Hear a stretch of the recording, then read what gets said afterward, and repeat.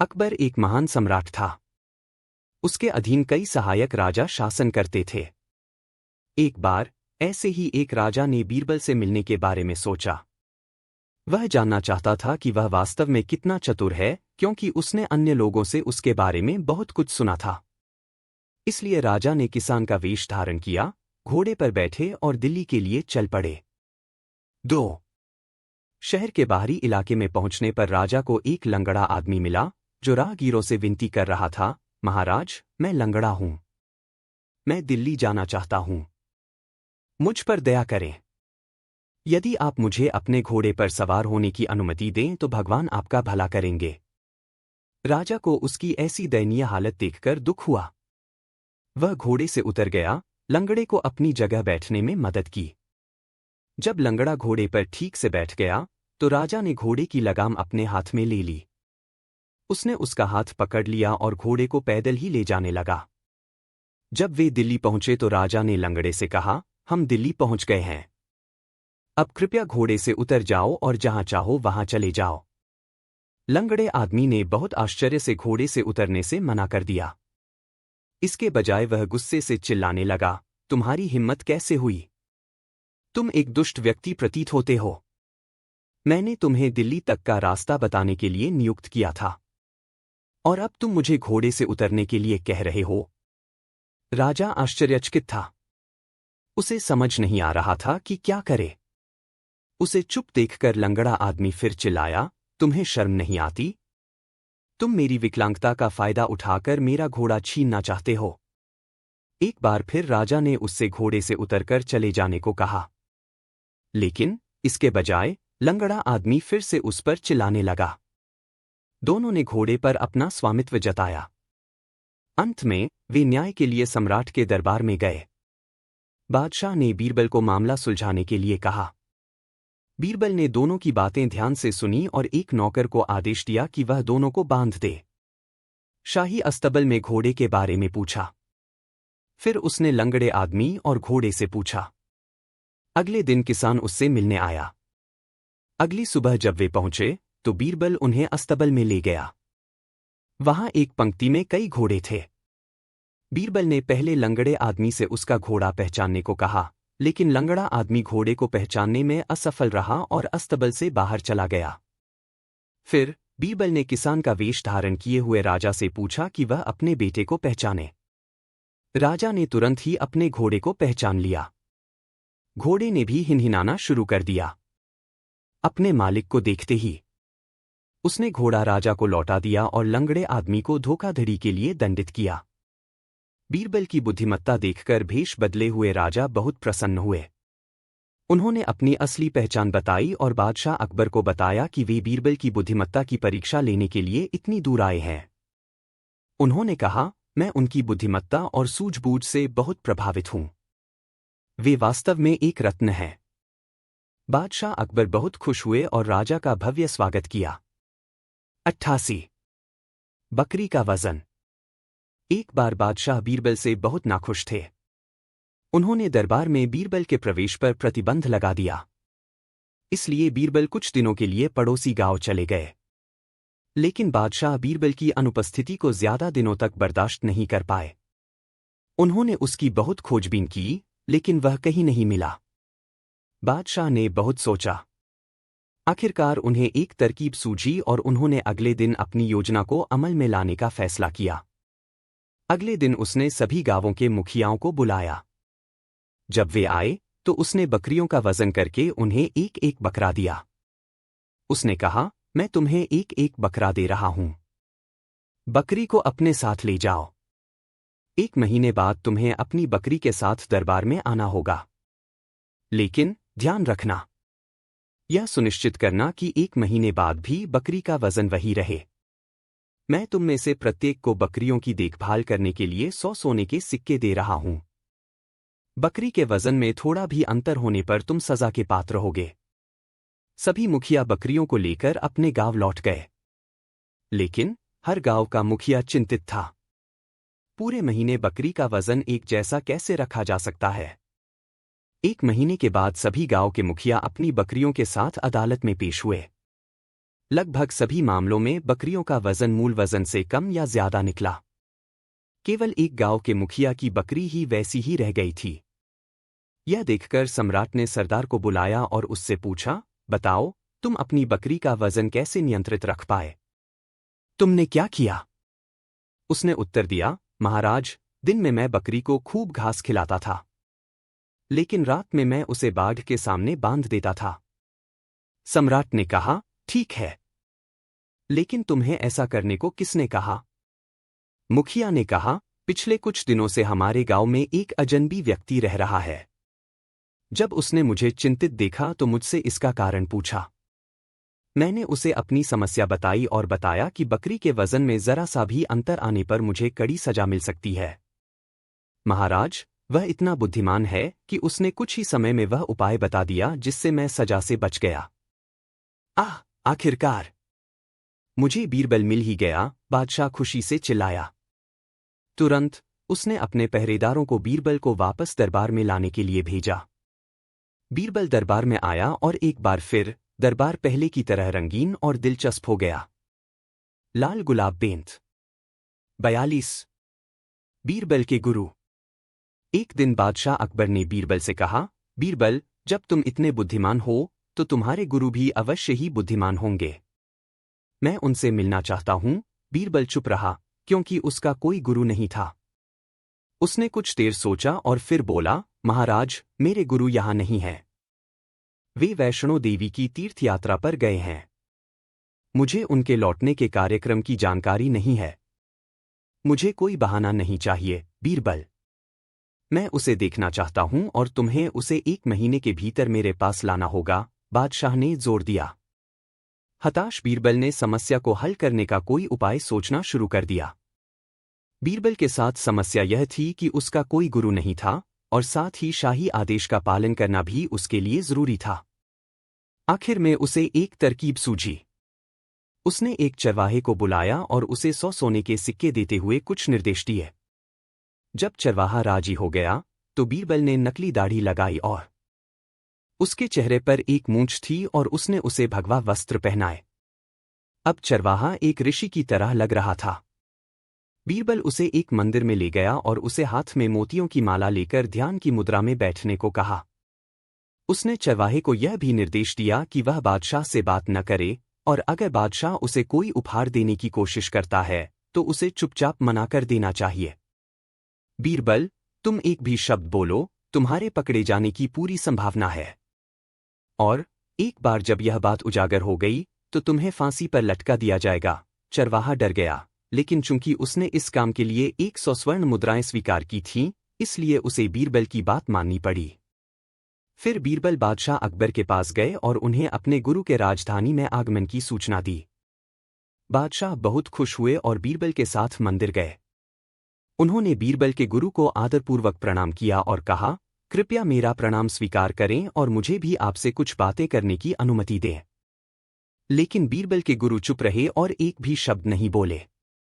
उनकी चुप्पी से बादशाह को लगा कि शायद गुरु को कुछ उपहार या कुछ पैसे चाहिए। ऐसा सोचते हुए उन्होंने सोने के सिक्कों से भरा एक बड़ा थैला उनके सामने रख दिया। लेकिन गुरु ने उस पर नजर भी नहीं डाली और उन्हें इशारा किया कि वह थैला उठाकर वहां से चले जाए। बादशाह गुस्से से आगबूला होकर अपने महल में वापस आ गया। बीरबल भी उसके पीछे पीछे गया। उसने बीरबल से कहा, बताओ बीरबल, जब कोई मूर्ख मिले तो क्या करना चाहिए? बीरबल ने उत्तर दिया, हमें चुप रहना चाहिए। बादशाह हैरान रह गए। उन्होंने सोचा कि बीरबल के गुरु ने उसे मूर्ख समझा होगा और इसीलिए वह चुप रहा। और बेशक, गुरु को सोने और पैसे से खुश करने की कोशिश करना उसकी मूर्खता थी।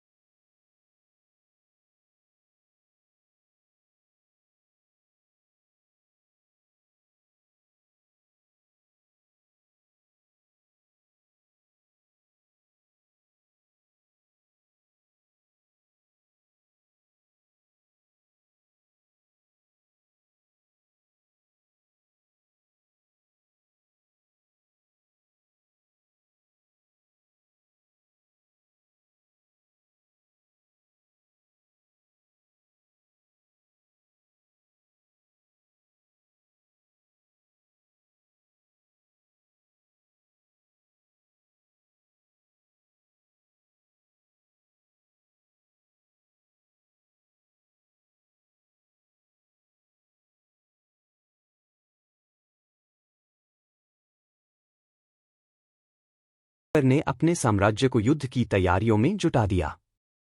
बीरबल की रणनीति। युद्ध के मैदान में बीरबल ने एक नई रणनीति अपनाई, जिसमें वह न केवल शारीरिक बल का इस्तेमाल करते थे, बल्कि मनोवैज्ञानिक युद्ध भी करते थे।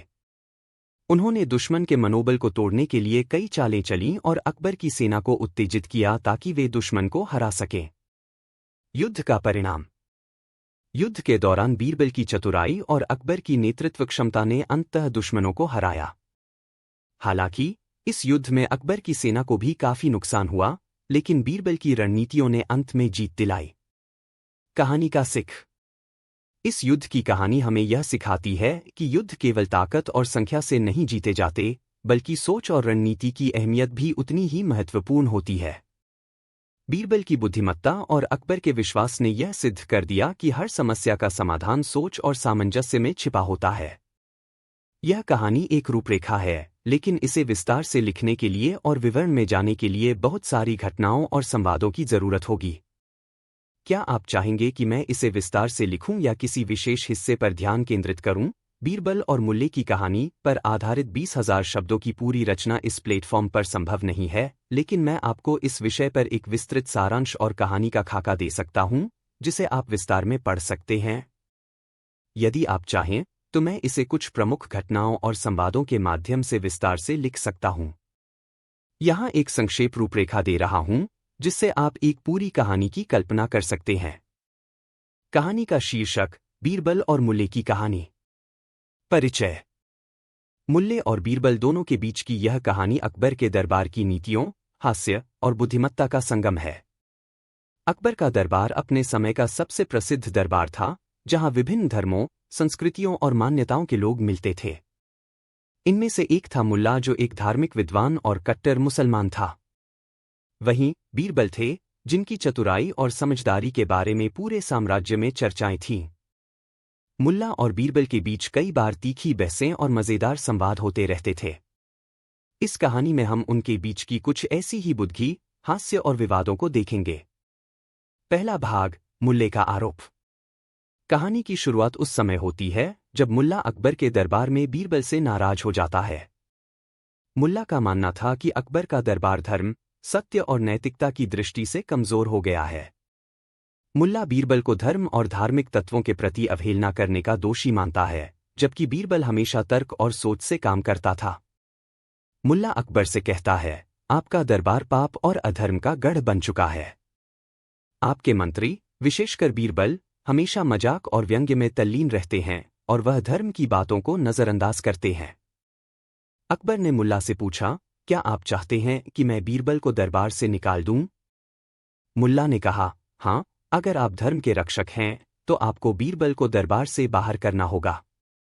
अकबर ने मुस्कराते हुए मुल्ला से कहा, ठीक है, लेकिन यदि मैं बीरबल को हराने के लिए एक चुनौती दूं और वह जीत जाए, तो क्या आप अपने शब्द वापस लेंगे? मुल्ला ने विश्वास के साथ कहा, बेशक, लेकिन आप देखेंगे कि बीरबल इस चुनौती में हार जाएगा। दूसरा भाग: बीरबल की चुनौती। अब अकबर ने बीरबल को बुलाया और उसे मुल्ले से बहस करने की चुनौती दी। बीरबल ने अकबर से पूछा, महाराज, यह चुनौती किस विषय पर होगी? अकबर ने कहा, यह धार्मिक और नैतिकता के विषय पर होगी। बीरबल ने मुस्कराते हुए कहा, ठीक है, महाराज, और उसने मुल्ला के साथ बहस शुरू की। बहस के दौरान मुल्ला ने कई धार्मिक प्रश्न पूछे, जैसे, ईश्वर के बारे में क्या सोचते हैं? धर्म का सही पालन क्या है? इस दुनिया का उद्देश्य क्या है? बीरबल ने इन प्रश्नों का जवाब बहुत चतुराई से दिया, जो मुल्ले के तर्कों को चैलेंज करता था। बीरबल ने धर्म और विश्वास के बजाय इंसानियत और विवेक की बात की। मुल्ला, जो अपनी धार्मिक सोच में घुला हुआ था, बीरबल की समझ और बुद्धिमत्ता को नकार नहीं सका। तीसरा भाग: बीरबल का उपदेश। बीरबल ने एक दिन मुल्ला से कहा, मुल्ला, धर्म केवल पूजा और पूजा स्थल पर नहीं होता। असली धर्म तो मानवता और दूसरों की भलाई में है। मुल्ला ने बीरबल के शब्दों को नकारते हुए कहा, आप केवल दुनिया की बात करते हैं, धर्म की नहीं। बीरबल मुस्कराते हुए बोला, धर्म का सबसे बड़ा रूप है इंसानियत। यदि आप धर्म को केवल किताबों और उपदेशों में सीमित रखेंगे, तो आप कभी भी सच्चे धर्म को समझ नहीं पाएंगे। मुल्ला ने गुस्से में आकर कहा, आपको सच्चे धर्म का ज्ञान नहीं है, बीरबल। इस पर बीरबल ने मुल्ला को चुनौती दी, यदि आपको सच्चे धर्म का ज्ञान है तो मुझे एक ऐसा कार्य दिखाइए जो आपको मुझसे अधिक समझदार और धर्मात्मा साबित कर सके। मुल्ला ने सोचा और कुछ समय बाद एक योजना बनाई। चौथा भाग, मुल्ले की चाल। मुल्ला ने बीरबल को एक चुनौती दी कि वह उसे एक ऐसा सवाल पूछे जिसका जवाब वह नहीं दे सके।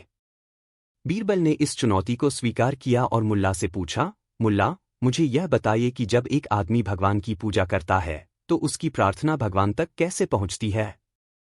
मुल्ला थोड़ी देर सोच में डूब गया, क्योंकि यह एक मुश्किल सवाल था। वह इस सवाल का जवाब नहीं दे सका और अंततः हार मान गया। पांचवां भाग, अंत में उपदेश। अंत में बीरबल ने मुल्ला से कहा, मुल्ला, धर्म सिर्फ पूजा करने और उपदेश देने में नहीं है, बल्कि यह एक सच्चे इंसान बनने की प्रक्रिया है। इंसानियत, करुणा और समझदारी ही असली धर्म है। मुल्ला ने धीरे धीरे अपनी गलती को स्वीकार किया और बीरबल से माफी मांगते हुए कहा, आपकी बातें सही हैं, बीरबल। मैं अब समझ गया हूं कि धर्म का असली अर्थ क्या है। अकबर ने मुस्कराते हुए कहा, देखो, बीरबल की बुद्धि और सोच ने ही आज हमें सच्चे धर्म का ज्ञान दिया। यह कहानी हमें यह सिखाती है कि धर्म और नैतिकता केवल उपदेशों और पूजा में नहीं है, बल्कि हमारे आचरण, इंसानियत और समझ में है। बीरबल की बुद्धिमत्ता और विवेक ने मुल्ले को एक नई दृष्टि दी, जिससे उसे सच्चे धर्म की समझ आई। अकबर, बीरबल और लकीरों की कहानी। प्रस्तावना।